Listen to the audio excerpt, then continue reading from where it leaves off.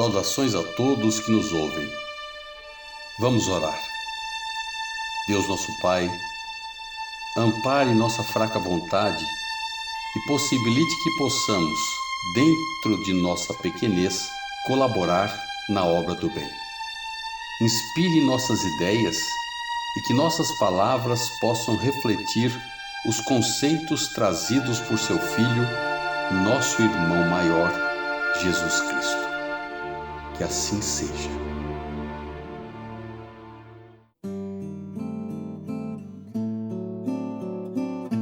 Tive acesso por um amigo a essa história contada por uma pessoa simples da roça. Dentro da simplicidade, ele nos mostrou a infalibilidade da justiça divina, como tudo que provém de Deus é exato na proporção e na oportunidade. Ouçamos esta comovente história.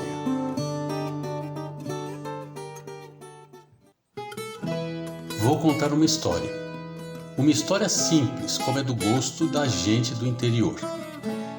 Essa história é verdadeira e mostra o grande amor de Deus. Mostra também que a justiça de Deus não tarda e nem falha. Assim é que é.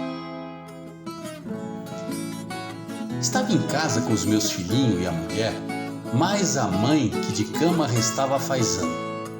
Era noite logo após a chuva da tarde e início da noite. Restava o ar úmido.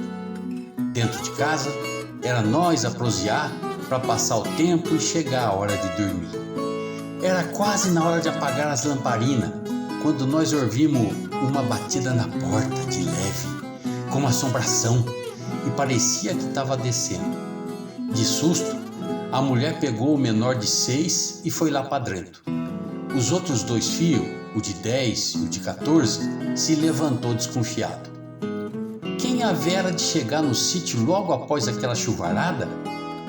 Levantei desconfiado e fui abrir a porta devagar.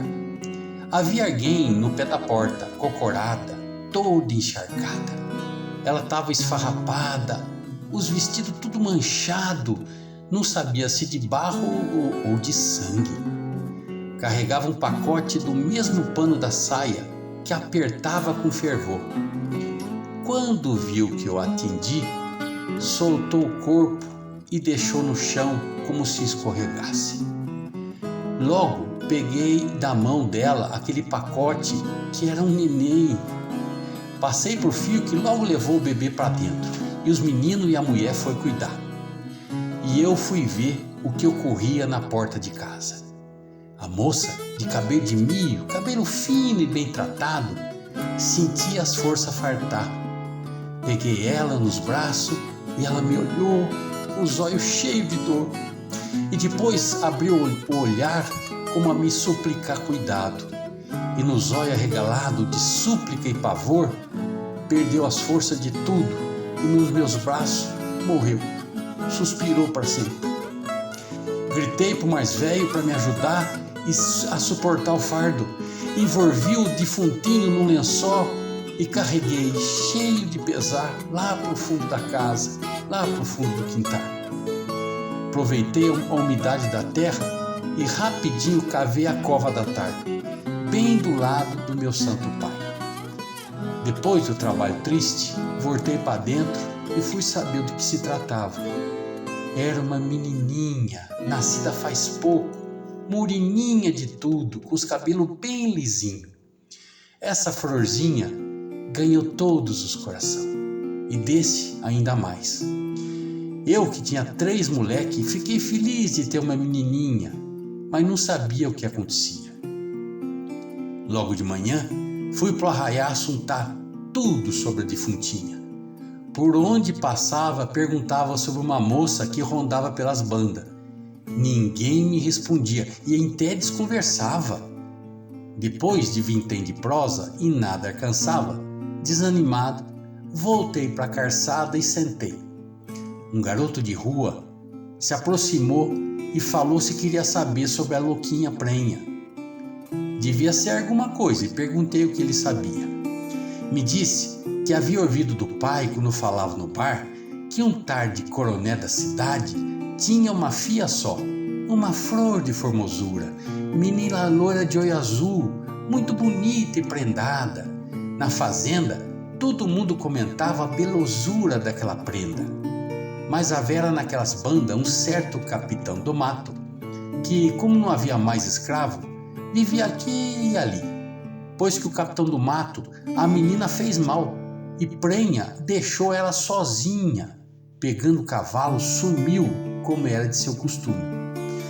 A menina, apavorada, vendo a cintura inchar, procurava disfarçar a pança, mas um dia o pai descobriu.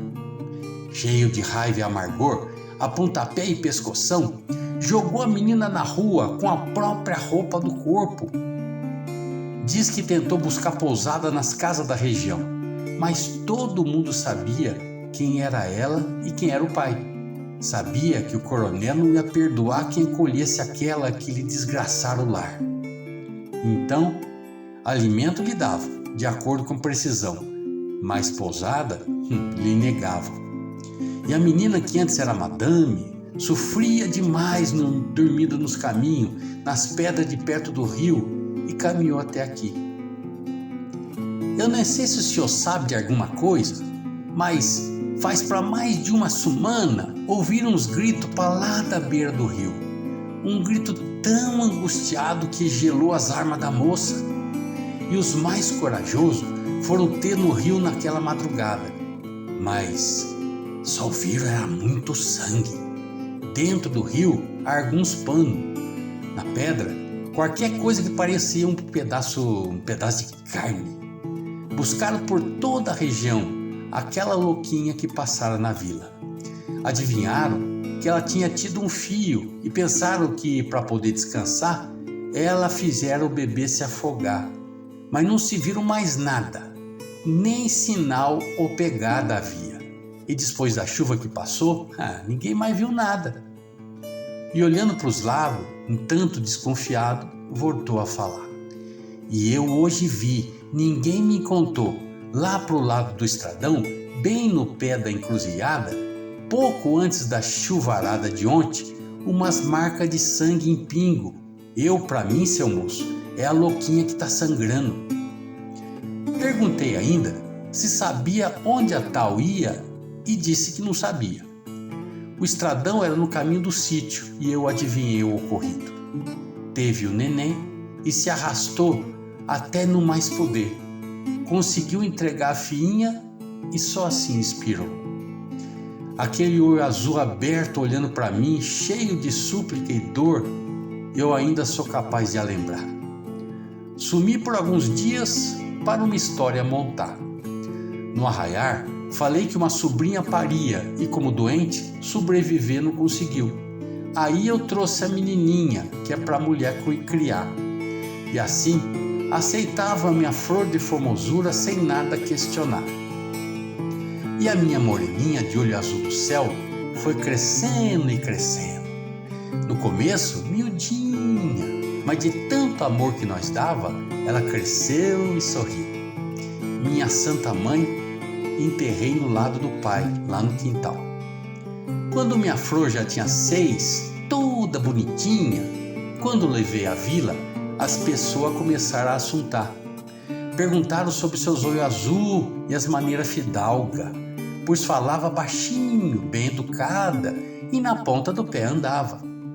E eu, desconfiado, não querendo complicação, deixei minha flor lá no sítio e não voltava mais com ela lá para as bandas do arraiar. Um dia, com o tempo passando, justo naquele dia, levei a menina para a vila, pois queria passear.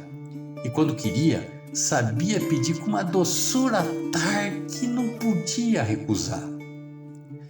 Ela já tinha uns 10 e foi nós 2 mais meus filhos.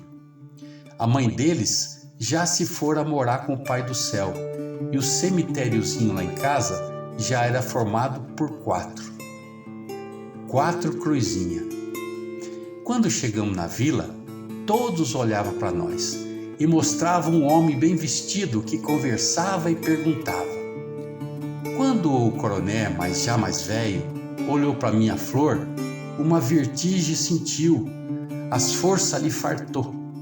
Tiveram que amparar ele, e eu, mesmo não estudado, sabendo de tudo que havia, percebi logo o que ocorria. O coronel bateu os olhos nos olhos da minha filha e percebeu na menina a neta que havera perdido.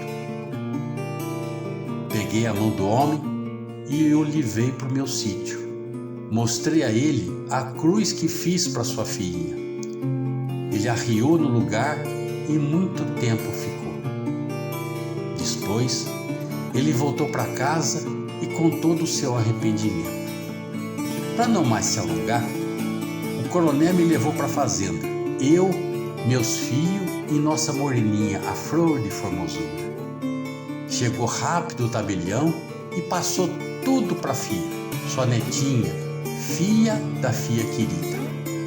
Ele me fez capataz daquele fazendão, chamou a todos e explicou, e no fim disse: agora posso morrer em paz. E foi isso que aconteceu naquela semana. Para fazer melhor para a filha, enquanto cuidava de seus bens, mandei ela para a cidade para aprender as boas maneiras. Voltou e com 16 já era moça feita, linda e prendada. Trouxe consigo um moço, advogado recém-formado, que queria com ela casar. Casaram e foram felizes. Desse mundo, eu só vi o apoio dessa minha santinha aos meus 3 queridos filhos. Pouco depois, deu à luz a uma netinha, toda a luz dos olhos meu. E crescia como que, toda feliz na fazenda, serelepe, sabia tudo, parecia que já conhecia todos. E o tempo foi passando. E também chegou para mim. Uma noite, no quarto, já perto do último suspiro, cheio de dor, eu fui amparado pela neta. E no momento extremo, nos braços de minha netinha, pude ver no seu olhar profundo, pleno de gratidão, o mesmo olhar que eu via, cheio de dor então. Adivinhei que a menina voltou para reaver o que perdia por obra do sofrimento. E eu pude partir feliz, pois eu via naqueles olhos azuis a profunda gratidão por Deus. E eu também agradeci. Agradeço também agora aos que puderem me escutar. A justiça não falha, nem também pode fartar.